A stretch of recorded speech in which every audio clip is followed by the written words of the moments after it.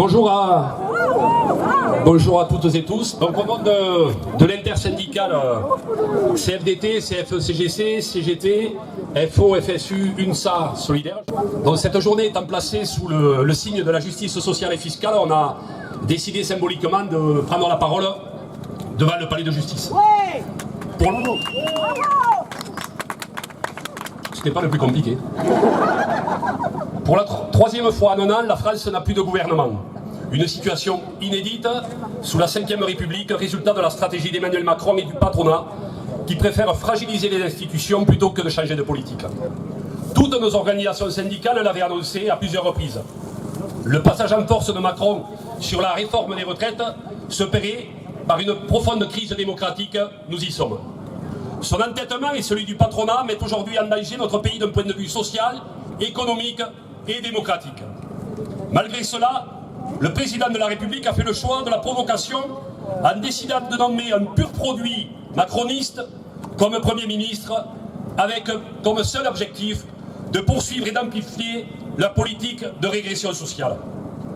Depuis des décennies, les gouvernements successifs ont déroulé le tapis rouge aux ultra-riches, aux grands groupes, aux rentiers, avec une accentuation depuis l'arrivée de Macron et sa fameuse politique de l'offre. Pour eux et le grand patronat, les droits du travail, la sécurité sociale et la protection sociale sont appréhendés comme uniquement des coûts qu'il faudrait forcément et drastiquement réduire afin de maximiser toujours plus les profits. Après la réussite de la mobilisation interprofessionnelle du 18 septembre, avec plus d'1 million de manifestants, le président de la République et son Premier ministre ne peuvent ignorer la clameur de la rue et le rejet cinglant de leur politique.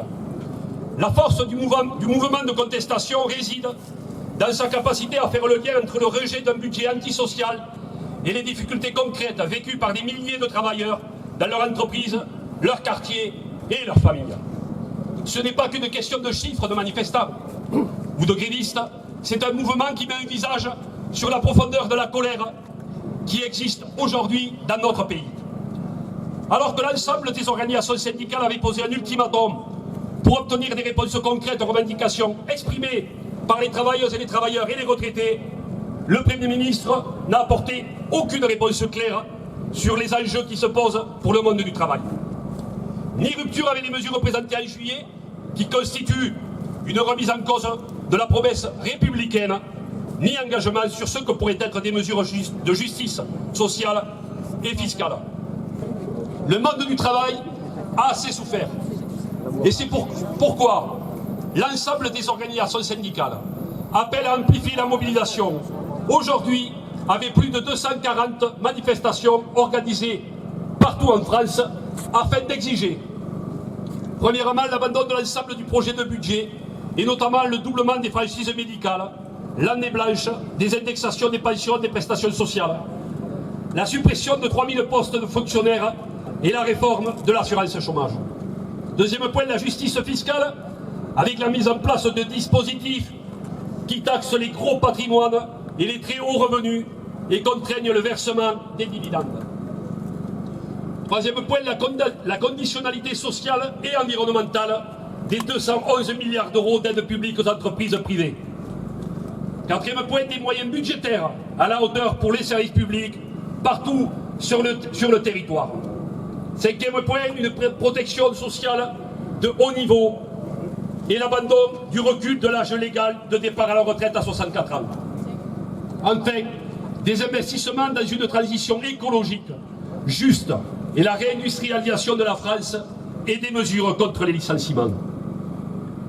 Chers amis, chers camarades, face à cette politique antisociale et aux provocations du MEDEF, qui organise un meeting de pleurnichage, ils savent faire, très doués en la matière, le 13 octobre à Paris, notre seule force réside dans notre unité syndicale et la mobilisation. Quand je dis le MEDEF, on fait bien la différence en Aveyron et partout entre les grands patrons et les patrons de TPE et de PME.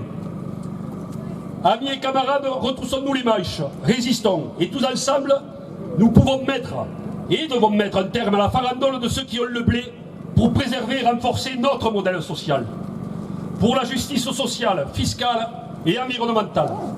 Les organisations syndicales CFDT, CFE-CGT, CGC, pardon, Jacques, CGT, FO, FSU, UNSA Solidaire de l'Aveyron vous appelle, salariés du privé, du public, retraités, jeunes, privés d'emploi, à rester mobilisés.